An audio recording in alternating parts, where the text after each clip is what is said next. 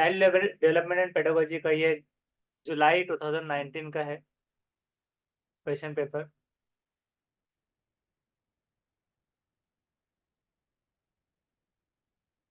तो first question हम पढ़ेंगे। To understand individual differences in development it is important. विकास में व्यक्ति विभिन्नता को समझने के लिए क्या महत्वपूर्ण है? तो इसमें से कौन सा लग रहा है? To look at the environment factors that affects individuals, to consider the maturation of the body and the brain, to consider both inherited characteristics as well as environmental factors and their interplay, to look at the inherited characteristics that give each person a special start in life.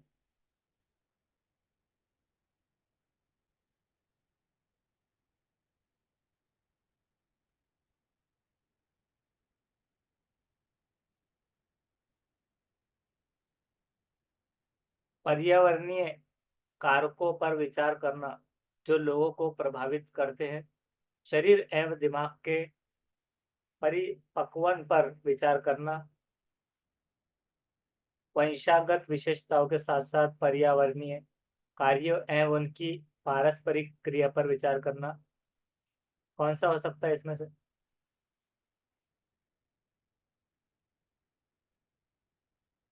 Any answers?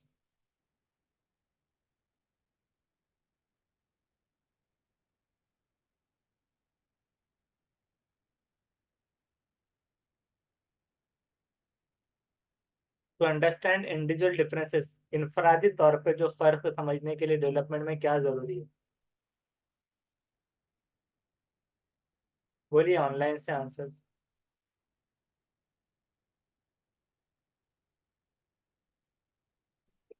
Third sir, not sure. Consider करना both inherited characteristics as well as environmental factor as their interplay. First का fourth one one है। उसमें देखते हैं पहले हम set कौन सा चढ़ा, ये एक्स है तो ये हिसाब से हमको सेट देखना होता है। Set X. तो फर्स्ट का थर्ड आपका थर्ड वन करेक्ट आया है। To consider both inherited characteristics as well as environmental factors and their interplay, right answer है। Okay sir.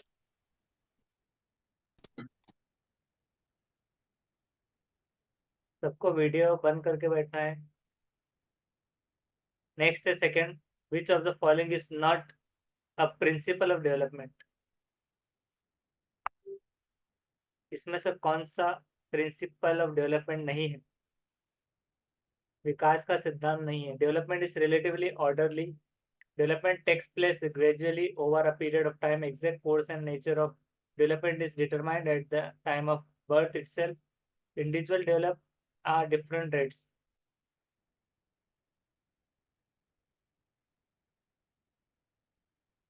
व्यक्ति अलग अलग गति से विकास करते हैं।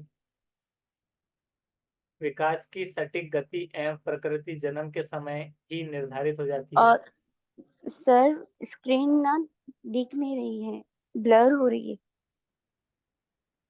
फिर वो शायद आपका नेटवर्क का इशू होगा, उसको एक मरतबा लेफ्ट करके एक मरतबा और ज्वाइन हो जाएगी। ओके।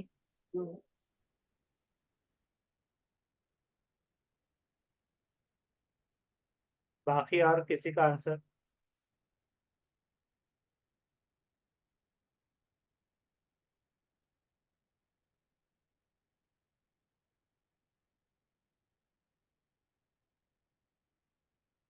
अमरीन? Yes sir. हाँ अब दिख रही है। जी sir.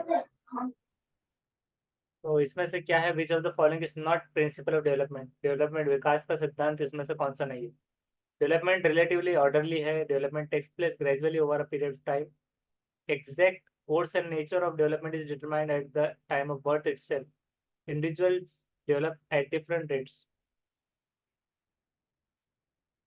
Fourth sir. individual develops at different rates। तो सेकंड का थर्ड वन है, थर्ड राइट आंसर है। MJ ने थर्ड कहा, बिल्कुल सही। तो जो नहीं है सिद्धांत, तो exact course and nature of development determined होगा बर्थ के टाइम इटसेल्फ, तो बर्थ के टाइम नहीं होता है। Individual develop at different rate, और हर इंडिविजुअल इनफरादी तौर पे अलग अलग रेट से जो है तो डेवलपमेंट लेवल से बढ़ता है, ये सही है। डेवलपमेंट रिलेटिवली ऑर्डरली होता है, डेवलपमेंट टेक्स प्लेस होता है ग्रेजुअली। ग्रेजुअली मतलब क्या होता है, एक तरफ से दूसरी तरफ में, मतलब एक पॉइंट से दूसरे पॉइंट तक, जिसको धीरे धीरे भी कह सकते हैं, धीरे धीरे घटित होता है ग्रेजुअली।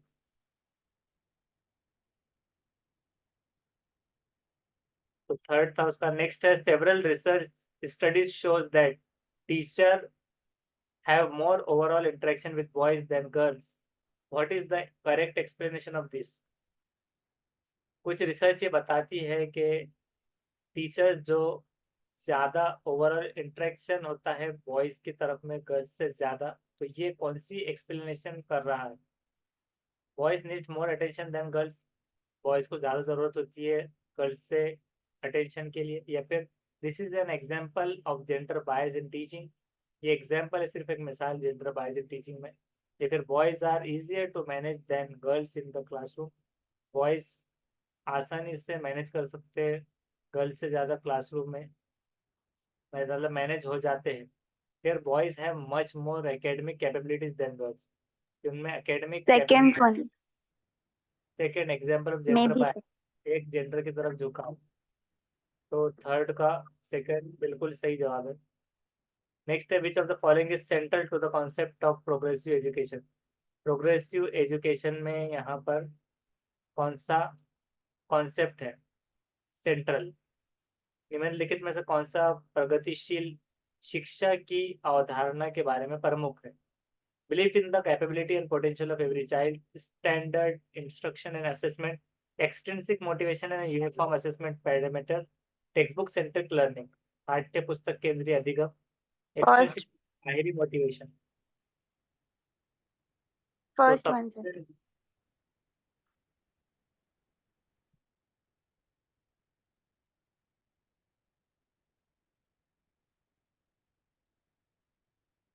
फोर्थ का फर्स्ट बिल्कुल सही है। Believe in the capability and potential of every child, प्रत्येक बच्चे की क्षमता एवं संभावना में विश्वास करना, ये सही जवाब है। प्रगतिशील शिक्षा के अवधारणा के बारे में प्रमुख। नेक्स्ट है, what instructional adaptation should a teacher make while working with students who are visually challenge? Visually यानी कि देखने में दृश्य रूप से बाधित, तो जो देख नहीं सकते विजुअली चैलेंज जो है, विद्यार्थियों के साथ कार्य करते समय एक शिक्षक को किस प्रकार के अनुदेशन अनुकूलन करना चाहिए? अनुकूलन कैसे करेंगे? Use a variety of visual presentations, Orient herself so that the students can watch her closely. Focus on the variety of written tasks, especially worksheets, speak clearly and use a lot of touch and feel material. कि स्पष्ट रूप से बोलना, साफ साफ तौर पर, और छू कर महसूस करने वाली सामग्रियों को ज्यादा से फोर्थ ज्यादा। सर। हाँ, फोर्थ आपका आंसर। और उसी तरह से अनेक प्रकार के लिखित कार्य, विशेष रूप से वर्कशीट पर ध्यान केंद्रित करना, यह समय अभिविन्यास करना ताकि विद्यार्थी उसे ध्यान से देख सके। कई प्रकार के दृश्य परिस्थितियों का उपयोग करना, अलग अलग विजुअल रिप्रेजेंटेशन। तो देखेंगे फिफ्थ का, फोर्थ बिल्कुल सही जवाब है। सही तलफ्फुज से अच्छे से स्पीक क्लियरली बोलना और टच एंड फील मटेरियल उनको प्रोवाइड करना। नेक्स्ट है, cooperative learning and peer tutoring, इसमें से dash is an exclusive inclusive classroom, शमूलियत वाला कौन सा है इसमें से क्लासरूम का? शुड बी एक्टिवली डिस्करेज करना चाहिए, शुड बी ओकेशनल यूज कभी कभार यूज करना चाहिए, शुड नॉट बी यूज नहीं करना, ये शुड बी एक्टिवली प्रोमोटेड सक्रिय रूप से फोर्थ तो सिक्स का फोर्थ। हाँ, तो सिक्स का फोर्थ सही है। Next, which of the following is most important in an inclusive classroom? निम्नलिखित में से कौन सा समावेशी कक्षा में सबसे अधिक महत्वपूर्ण होता है? Standardise testing, promoting competitive learning, individualised education plan, uniform instruction, एक रूप निर्देश, विशिष्ट शिक्षा योजना, प्रयोगी अधिगम को बढ़ावा देना, या मानकीकृत प्रशिक्षण। मोस्ट इंपॉर्टेंट जो है शमूलियत वाले क्लासरूम में, inclusive classroom, third uniform sir. एक जैसी इंस्ट्रक्शन। थर्ड आप जो कह रहे हैं इंडिविजुअलाइज एजुकेशन प्लान, मतलब इंफरादी तौर पर विशिष्ट शिक्षा योजना, इंडिविजुअलाइज। और प्रोमोटिंग कॉम्पिटिटिव लर्निंग, मुकाबला जाती लर्निंग। और कोई जवाब? 7 का थर्ड सही है, इंडिविजुअलाइज एजुकेशन प्लान सही जवाब है आपका। विशिष्ट शिक्षा योजना किसमें? Inclusive classroom. नेक्स्ट है, which of the following is a correctly match pair of learners and their primary characteristics. इसमें से कौन सा करेक्टली मैच पेयर है लर्नर का और उनके प्राइमरी कैरेक्टरिस्टिक्स में आता है? डिसलेक्सिक लर्नर जो है तो lacks of reading and writing in fluency में आता है। क्रिएटिव लर्नर हाइपर एक्टिव होता है, स्लो होता है कंप्लीट करने वर्क।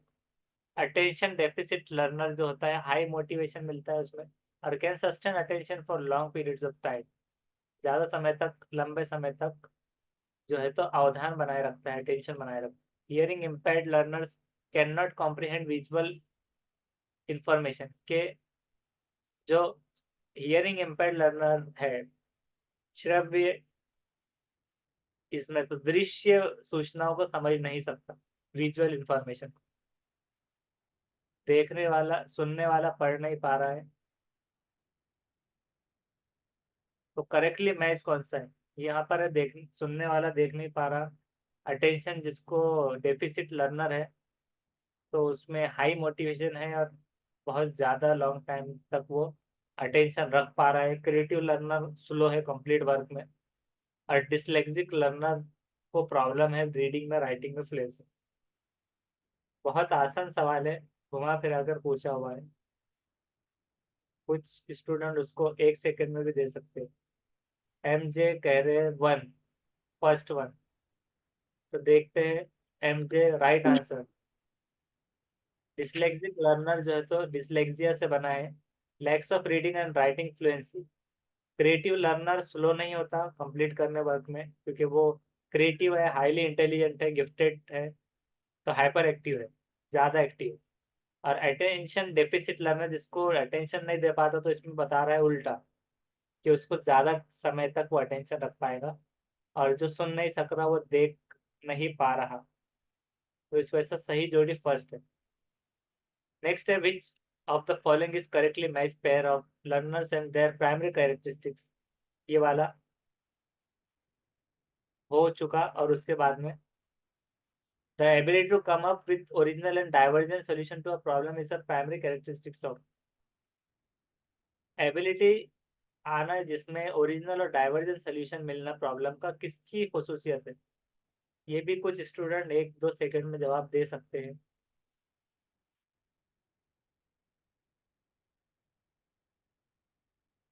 बहुत आसान है। Impaired children, creative, children with learning disability, egocentric, कौन सा हो सकता है?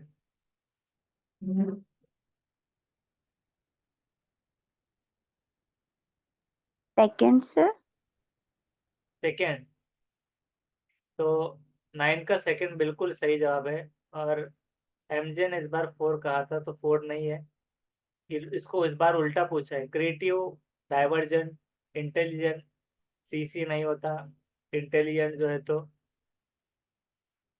इस तरह से क्रिएटिव और जो है तो डाइवर्जेंट थिंकिंग के हिसाब से ये मैच हो गया। और इंटेलिजेंट लर्नर कन्वर्जेंट, इस तरह से होता है वो। तो इस बार सवाल उल्टा पूछा था, तो सही जवाब है। Well done. नेक्स्ट है, which of the following would not be consistent with a constructivist environment. इसमें से कौन सा कंसिस्टेंट नहीं रहेगा कंस्ट्रक्टिविस्ट इन्वायरमेंट के साथ? स्टूडेंट वर्क कोलेबरेटली, जो नहीं होगा उसका पूछ रहा है। स्टूडेंट वर्क करते हैं कोलेबरेटली और गिवन सपोर्ट मिलता है उनको एंगेज करने, टेस्ट टास्क ओरिएंटेड डायलॉग में हर एक दूसरे से। दूसरा है कि टीचर्स एलिसाइट स्टूडेंट्स आइडिया और एक्सपीरियंस को रिलेशनशिप में की टॉपिक और प्लान टीचिंग लर्निंग के हिसाब से एलोबरेट करते हैं और रीस्ट्रक्चर करते हैं, दोबारा बनाते हैं देयर करंट नॉलेज के हिसाब से। टीचर एम्प्लॉय करते हैं specific end of the term assessment strategies को अपनाते हैं और गिव करते हैं feedback on products rather than process. Product पर ज़्यादा काम करते हैं फीडबैक के रेदर देन प्रोसेस से ज़्यादा। Students are given frequent opportunities to engage in complex meaningful problem based activity. तो थोड़ा सा कॉम्प्लिकेटेड सवाल है और बड़ा भी है, तो इसका I think third, sir.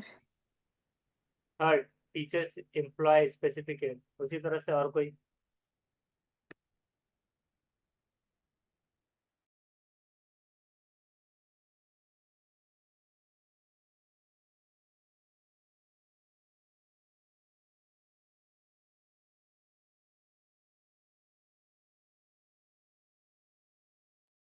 और कोई जवाब?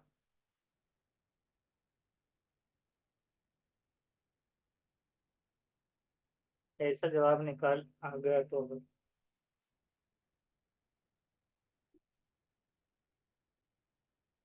यहाँ पर जो एलिसिट है तो उसका मतलब ये है कि वो निकालना, टीचर निकालता है स्टूडेंट के आइडियाज को, एक्सपीरियंस को रिलेशनशिप में,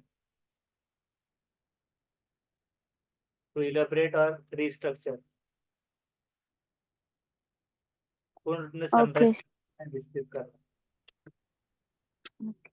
तो टेंथ का देखते हैं। टेंथ का थर्ड वन राइट आंसर है, आपका आंसर सही है। लिखते चलिए, बहुत ज्यादा आंसर्स आपके करेक्ट आ रहे हैं। तो Yes, sir. just employ specific end of the term assessment strategies and give feedback on product rather than process। ये सही जवाब। नेक्स्ट है teacher should encourage students to set dash rather than dash. अब पहले ऐसा था कि कॉम्प्लेक्स और एक्टिव में आया था एक सवाल, लेकिन यहाँ पर teacher should encourage student set करने क्या, किससे ज्यादा? तो परफॉर्मेंस गोल को लर्निंग गोल से ज्यादा, फेलियर अवॉइडिंग गोल्स को मार्क सीकिंग गोल से ज्यादा, मार्क सीकिंग गोल्स को फेलियर अवॉइडिंग गोल से ज्यादा, या लर्निंग गोल्स को परफॉर्मेंस गोल से ज्यादा। क्या हो सकता है? कोई भी एक जवाब बोलिए।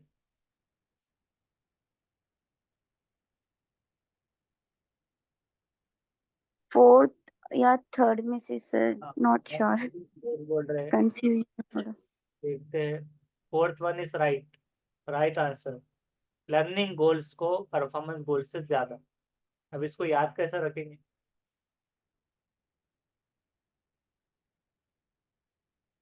स्टूडेंट शुड इनकरेज स्टूडेंट्स, प्रोत्साहन करेगा सेट करने लर्निंग गोल, सीखने के गोल्स को परफॉर्मेंस गोल से ज्यादा, मतलब उनके परफॉर्मेंस से ज्यादा वो सीखने पर तवज्जो दिला रहे। और इस तरह के क्वेश्चन में पहले अल्फाबेटिकली एल पहले पी बाद में, ऐसे भी ट्रिक याद रख सकते हैं हम।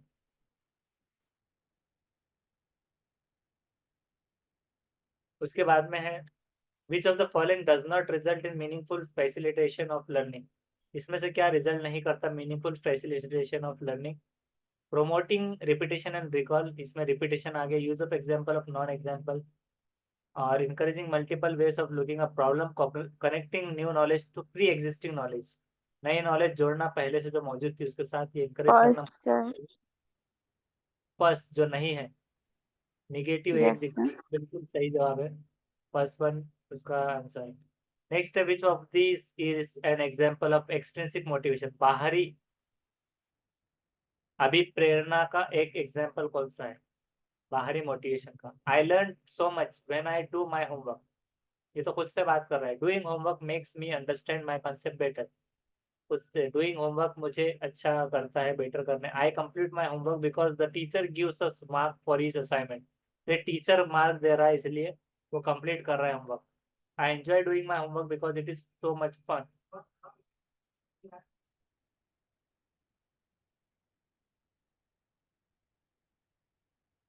तो इसमें से कौन सा रहेगा? Third, sir.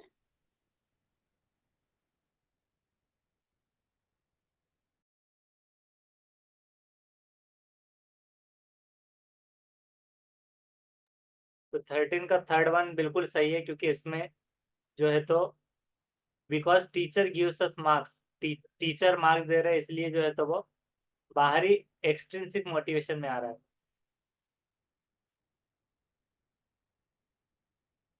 नेक्स्ट है, in a primary classroom a teacher should. Primary classroom में टीचर ने क्या करना चाहिए? You only non example, you both examples and non example. सिर्फ नॉन एग्जाम्पल देना या बोथ एग्जाम्पल और non example. Not give any examples and non example, कोई एग्जाम्पल नहीं देना और नॉन एग्जाम्पल भी नहीं। यू ओनली एग्जाम्पल, ये सिर्फ एग्जाम्पल देना। Second sir. देखते हैं 14 का सेकंड बिल्कुल सही है। प्राइमरी क्लासरूम में टीचर ने दोनों भी एग्जाम्पल और नॉन एग्जाम्पल दोनों देना है। नेक्स्ट है, which of the following studies would promote meaning making in children. Meaning making इसमें से क्या बनाता है? चिल्ड्रन में कौन सी हिकमत अमली से प्रोमोट करेगा? Transmission of information use punitive measures, जो पनिशमेंट से बना है। दंड दंडात्मक। Uniform and standardise testing. एक रूप एवं मानकीकृत प्रशिक्षण। और एक्सप्लोरेशन एंड डिस्कशन, मतलब जानना, दरियाफ्त करना, डिस्कशन। मीनिंगफुल स्ट्रेटेजी कौन सी है? फर्स्ट या फोर्थ सर? फर्स्ट और फोर्थ। तो 15 का फोर्थ वन सही है, एक्सप्लोरेशन एंड डिस्कशन, जानना, दरियाफ्त करना, डिस्कशन। एमजे ने भी फोर्थ कहा है, सही जवाब है। तो यहाँ पर ट्रांसमिशन ऑफ इंफॉर्मेशन नहीं रहेगा मीनिंग मेकिंग बनाने में, तो एक्सप्लोरेशन और डिस्कशन से हो पाएगा। नेक्स्ट है, which of the okay sir. Following are example of effective learning strategy. इसमें से कौन सी मौसर लर्निंग स्ट्रेटेजी है? Setting goals and time table, making organisational chart and concept maps, thinking of examples and non example, explaining to a peer और self questioning. ये 5 है, इसमें से कौन सा? गोल बनाना और टाइम टेबल, ऑर्गेनाइजेशनल चार्ट और कॉन्सेप्ट मैप बनाना, थिंकिंग ऑफ एग्जांपल और non example, explaining to a peer, दोस्त से पूछना और सेल्फ क्वेश्चनिंग, खुद से भी पूछना। क्या वो सेकेंड वाला, फर्स्ट सेकेंड थर्ड और fifth. Second? First second third and fifth. Second. मतलब इसमें ऑप्शन नंबर कौन सा? 1 2 3 4? सेकेंड वाला sir. Second, one second two option sir. And fifth. 3। Yes sir. मतलब फोर्थ नहीं, दोस्त से नहीं पूछना, समझाना नहीं साथी को। 16 का third one is right answer, सारे सही है। क्योंकि पीयर ग्रुप तो ओके सर। PhD का मेन जो है तो टॉपिक है। पीयर ग्रुप में समझाना ये तो आएगा ही। सेल्फ क्वेश्चनिंग, खुद से भी पूछना। कभी कभार कोई ये छोड़ सकता है कि खुद से नहीं पूछना, तो खुद से भी सवाल करना चाहिए। डाइगोड्सकी की प्राइवेट स्पीच में आएगा, सेल्फ रेगुलेशन वगैरह उसके अंदर भी। और explaining to peer, thinking of example and non example, ये अभी हमने जो देखा। फिर making yes organisational sir. Concept maps, ये तो रहेगा ही। Setting goals and time table, ये भी बहुत जरूरी है। तो सारे। ओके। नेक्स्ट है, in a constructivist framework child views as. Constructivist framework में बच्चा कैसे देखता है? संरचनात्मक ढांचे में बच्चे को किस रूप में देखा जाता है? टेबुला रासा और ब्लैंक स्लेट, जिसको कहा जाएगा whose life is shaped entirely bye experience, कि क्ले की तरह जिसकी जो है तो शेप लाइफ की दूसरे मोल्ड करने पर शेप हो जाएगा, ब्लैंक स्लेट की तरह। या फिर अब पैसिव बीइंग, पैसिव बीइंग जो कि शेप हो सकता है, मोल्डेड हो सकता है किसी भी फॉर्म में थ्रो कंडीशनिंग। यहाँ पर भी मोल्ड करने की बात आई कि पैसिव बीइंग की तरह किधर भी मोड़ने पर मुड़ जाएगा। A problem solver and a scientific investigator, समस्या समाधान करने वाला या वैज्ञानिक अन्वेषक। मिनिएचर अडल्ट, मिनिएचर अडल्ट यानी कि who is less than adult in all aspects such as size, cognition and emotion. बड़ों की तरह सोच रखने वाला जो कि साइज, कॉग्निशन और इमोशन में लेस है। तो कौन सा हो सकता है इसमें?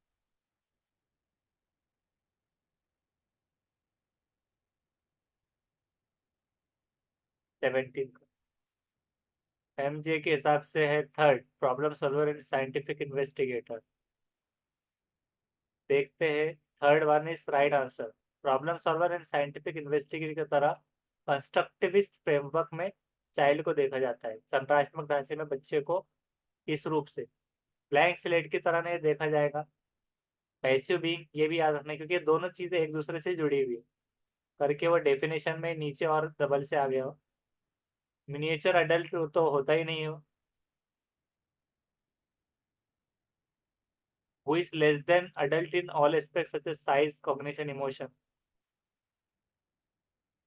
जानने में, इमोशन में, problem solver and scientific investigator, इसलिए ये याद रखना। नेक्स्ट है teachers role while using cooperative learning in her class. Teacher का रोल जब वो यूज कर रही होती है कोऑपरेटिव लर्निंग उसकी क्लास में, तो वो क्या होगा? Is to leave the class and let children work on their own. Class छोड़ देना और बच्चों को पढ़ने देना खुद से। Is it to be supportive and monitor each group. 10 minute बच्चे हैं, 12 क्वेश्चन करना है, सपोर्टिव और मॉनिटर करना है हर ग्रुप को, या फिर is to support group which has the bright and talented children. तो ये सेग्रीगेशन हो गए यहाँ पर, लेबलिंग लगाना। Is to be a silent spectator and let children do what they want. तो एमजे कह रहे हैं कि second, to be supportive and monitor each group. ये रोल होना चाहिए कोऑपरेटिव लर्निंग में टीचर का, supportive. Second sir. Second answer is right, तो सपोर्टिव में हो गया। नेक्स्ट है चिल्ड्रंस एरर एंड मिसकंसेप्शंस क्या होते हैं? हिंड्रेंस होते हैं, रुकावट बनते हैं, ऑब्स्टेकल। ये तो नेगेटिव होगा, should be ignored in teaching, ignore कर देना चाहिए। Signify that children's capabilities are far inferior than that of adults, कि सूचित करते हैं कि बच्चे की क्षमताएं वयस्कों की तुलना में बहुत निम्न स्तर की है, छोटी है। Are a significant step in the teaching learning, ये महत्वपूर्ण स्टेप है टीचिंग लर्निंग। तो कौन सा हो सकता है? जल्दी जवाब देना है। आंसर एमजे लिखकर बोलिए जल्दी से। एमजे के हिसाब से फोर्थ, तो फोर्थ राइट आंसर है, क्योंकि इसमें जो है हिंड्रेंस यानी रुकावट, ये हो गया था, ये इग्नोर ये नेगेटिव था। और कैपेबिलिटीज इंफीरियर होती है एडल्ट से, तो अभी तो ऊपर पढ़ा है कि वो ऐसा जरूरी नहीं होता। तो इस हिसाब से महत्वपूर्ण होती है टीचिंग लर्निंग। और हमने इससे पहले भी पढ़ा है कि चिल्ड्रन की गलतियां और एरर जो है तो पार्ट्स ऑफ लर्निंग है, तो वो हिसाब से भी असेसमेंट भी इनबिल्ट प्रोसेस है लर्निंग का, असेसमेंट का। तो उस हिसाब से according to Piaget specific psychological structure organised way of making sense of experience को क्या कहा जाता है? पियाजे के अनुसार 8 मिनट में 10 क्वेश्चंस के जवाब देना है। Organise way of first sir. Making experience schemes. MJ का कोई आंसर? एमजे के टाइप करने तक हम देखते हैं आंसर। तो 20 का first one is right, schemes. पियाजे के स्पेसिफिक साइकोलॉजिकल स्ट्रक्चर में organising ways of making sense of experience को कहा जाता है स्कीम्स, स्कीमा, मतलब जो हम पढ़ते आए हैं उस हिसाब से। उसके बाद विद एन अप्रोप्रिएट क्वेश्चन और suggestion the child understanding can be extended far beyond the point which she could have reached alone. Which construct does the above statement highlight? Appropriate question या सजेशन के मुताबिक child का understanding extend किया जा सकता है फार, एक उचित प्रश्न सुझाव के द्वारा बच्चे की समझ को उस बिंदु से बहुत आगे ले जाया जा सकता है।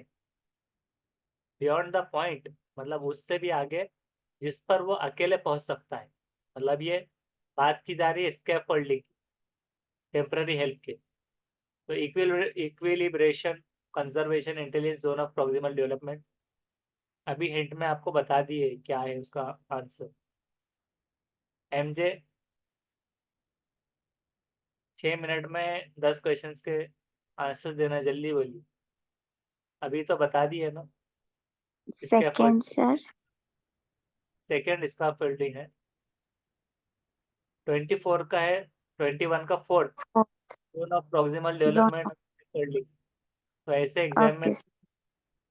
नेक्स्ट है अकॉर्डिंग टू लियो वाइगोट्स्की, इसमें से क्या आएगा? Vygotsky basic mental capabilities transformed into higher cognitive process. First.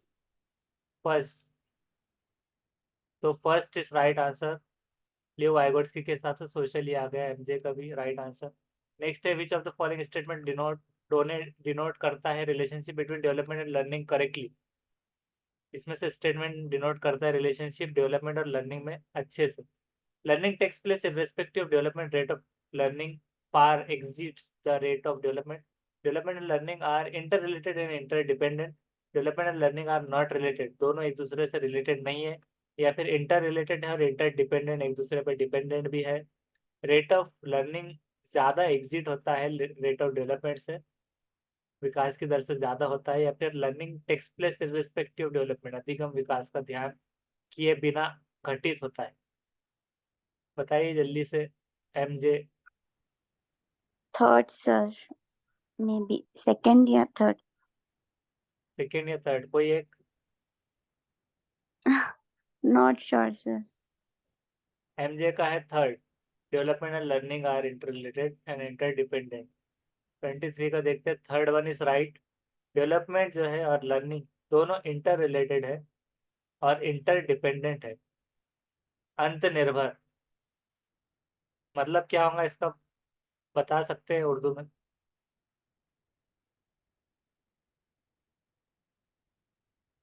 Inter related and inter dependent,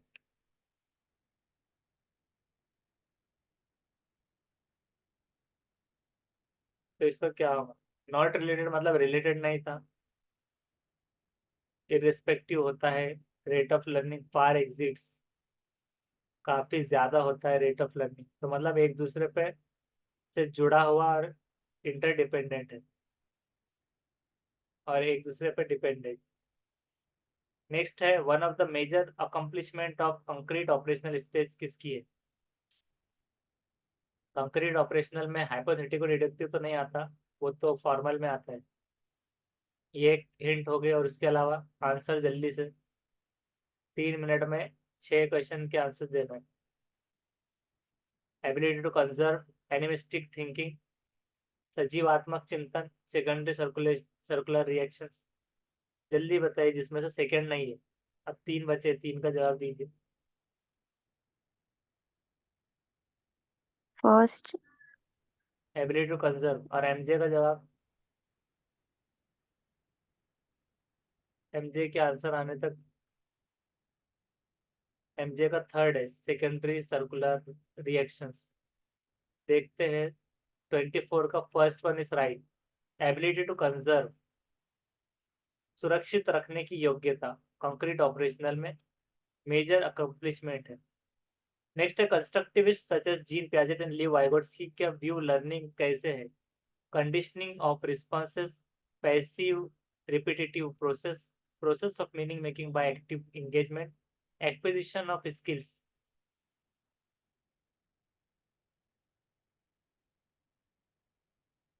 MJ ने कहा third, third. Process of making meaning making by active engagement. तो 25 का, third. हाँ, आप दोनों का सही जवाब है। Third, process of meaning making by active engagement. Next है, selecting and presenting stories and clippings from newspaper that portray both men and women is non-traditional roles in an effective strategy to promote gender constancy, encourage stereotypical gender roles, या फिर counter करने gender stereotypes, या promote करने gender bias होता है। समाचार पत्रों से कहानियां एवं कतरनों का चयन करना एवं प्रस्तुत करना जो पुरुष एवं महिलाओं दोनों गैर परंपरागत भूमिकाओं में चित्रित करते हैं, निम्नलिखित में से किसके लिए प्रभाव रणनीति है? 1 मिनट बचा है और 4 क्वेश्चन के जवाब देना, जल्दी बोलिए।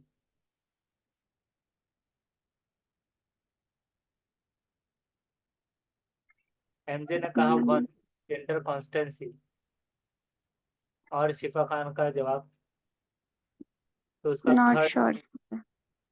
थर्ड है काउंटर जेंडर स्टेरियोटाइप। ये अलग अलग, जैसे कि मेन एंड वुमेन स्टेरियोटाइप में आ गया। Flipping newspaper portray both men and women in non traditional roles. Effective strategy है काउंटर करने जेंडर स्टेरियोटाइप,